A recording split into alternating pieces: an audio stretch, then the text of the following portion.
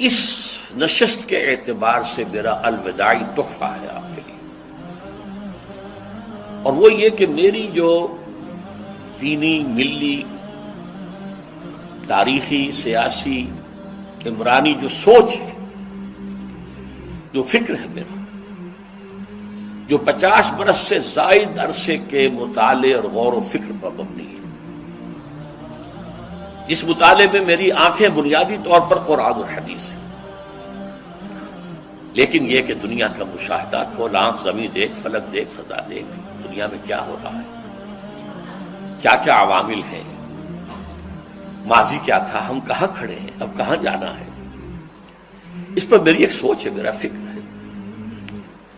پھر یہ کہ ہماری اخروی نجات کا دار و مدار کس چیز پر ہے۔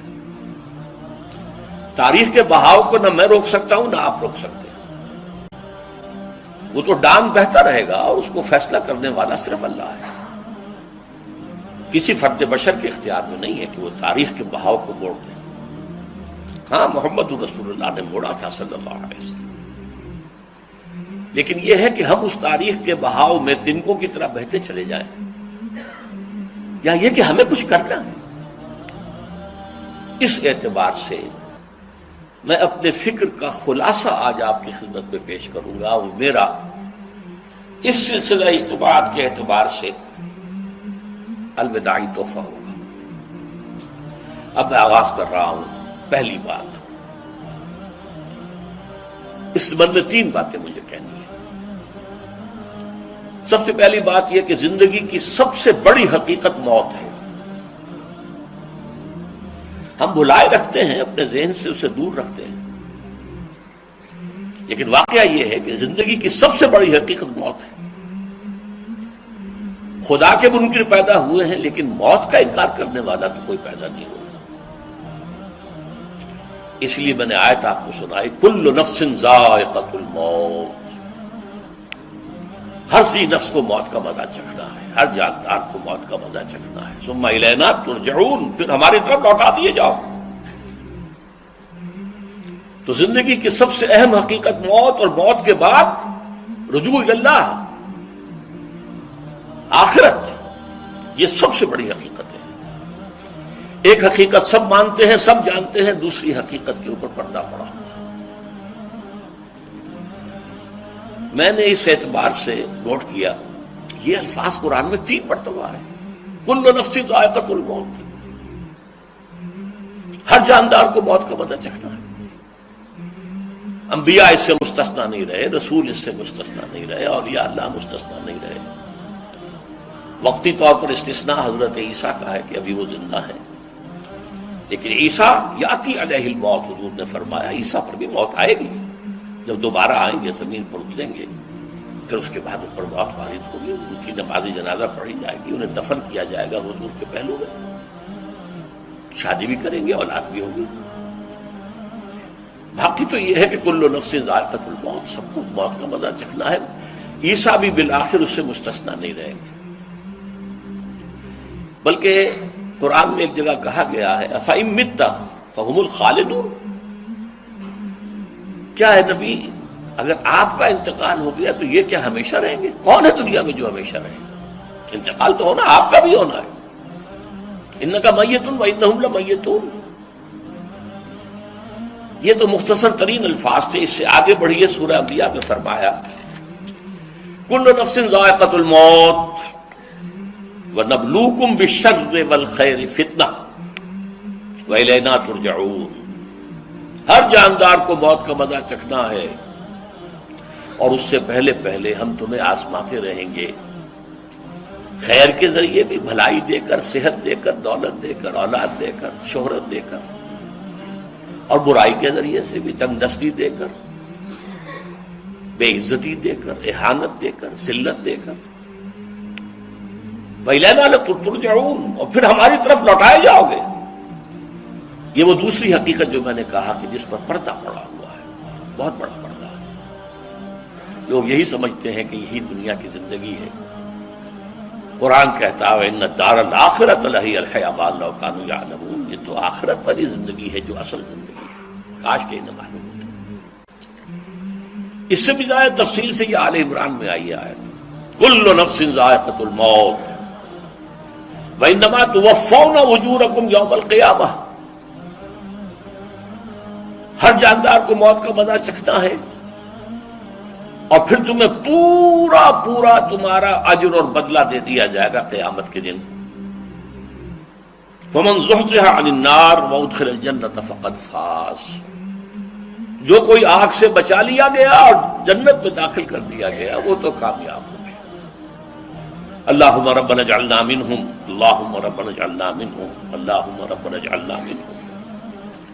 وما الحیات الدنیا الا متاع الغرور، اور دنیا کی زندگی تو سوائے دھوکے کے سامان کے اور کچھ نہیں ہے۔ دھوکہ کس معنی میں؟ یہ تمہیں اصل زندگی سے غافل کر دیتی ہے۔ تم کہیں سفر پر جا رہے تھے، تمہارا کہیں گھر تھا، تمہیں واپس آنا تھا، تم راستے ہی میں کسی دلچسپی میں ایسے مگن ہوئے کہ گھر بار سب بھول گئے۔ یہ تو تمہارا عارضی سے سفر تھا، تم نے اسی کو اپنی منزل بنا لیا، اپنا ٹھکانہ بنا لیا، تو دھوکہ دیا اس نے تمہیں۔ ویسے دنیا کی زندگی دھوکہ نہیں ہے، بڑی حقیقت ہے، اس لیے کہ حضور نے فرمایا انما الدنیا مزرعۃ الآخرہ، یہ دنیا آخرت کی کھیتی ہے، یہاں بوؤ گے تو وہاں کاٹو گے، یہاں کچھ کمائی کرو گے تو وہاں اس کا بدلہ ملے گا۔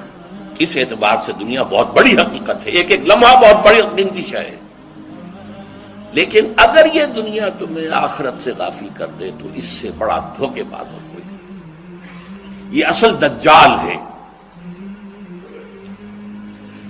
میں نے تقریباً 60 برس کی عمر کو جب میں پہنچا تھا تو موت کا انتظار شروع کر دیا تھا۔ میرے قریبی احباب کو معلوم ہے، میں کہتا رہا، یہ بھی کہتا رہا کہ بھائی میں اپنے حصے کا کام کر چکا ہوں، جتنی صلاحیت اللہ نے دی تھی، جتنی بھی میرے اندر استعداد تھی، میں اس کو بھرپور طریقے پر استعمال کر چکا ہوں۔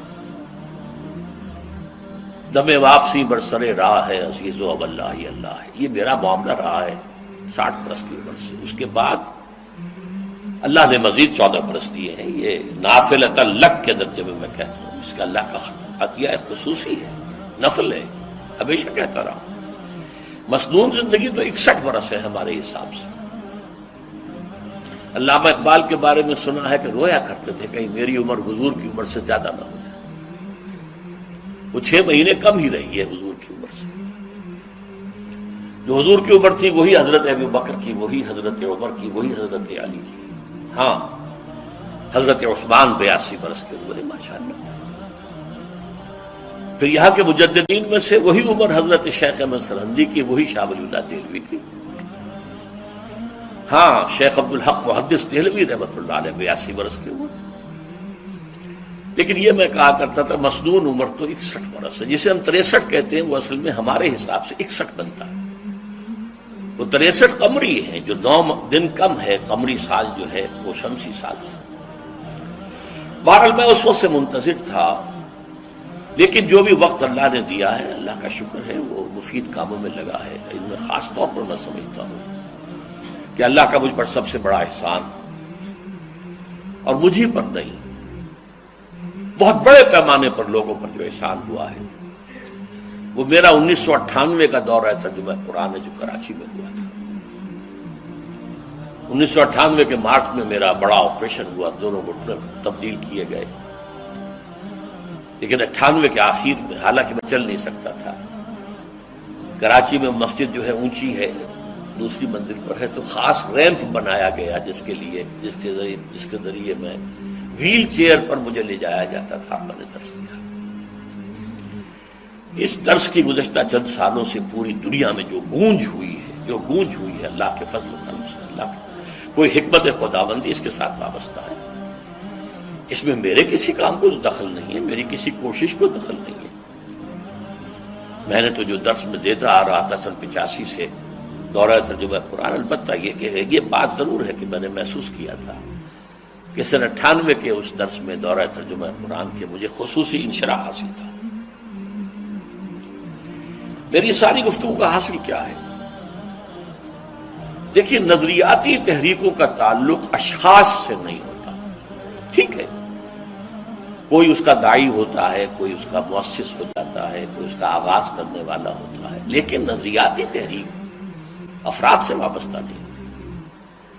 افراد آتے چلے جاتے ہیں اپنا اپنا حصے کا کام کر کے، جس کو جتنا مقدر ہے، جس کی جتنی اللہ تعالیٰ کی طرف سے توفیق ہے، وہ اپنا کام کرے گا، چلا جائے گا۔ یہ چمن یوں ہی رہے گا اور ہزاروں جانور اپنی اپنی بولیاں سے بول کر اڑ جائیں گے۔ مبارک ہیں وہ لوگ جنہیں قرآن کی بولی بولنا نصیب ہو جائے۔ وَإِنْ يَحْسَبُوا أَنِّي مِنْهُمْ، مجھے گمان ہے، اللہ کا فضل ہے کہ میں ان میں سے ہوں، میں نے قرآن کی بولی بولی ہے، اور قرآن مجید کو جیسا کہ وہ ہے ایز اٹ از،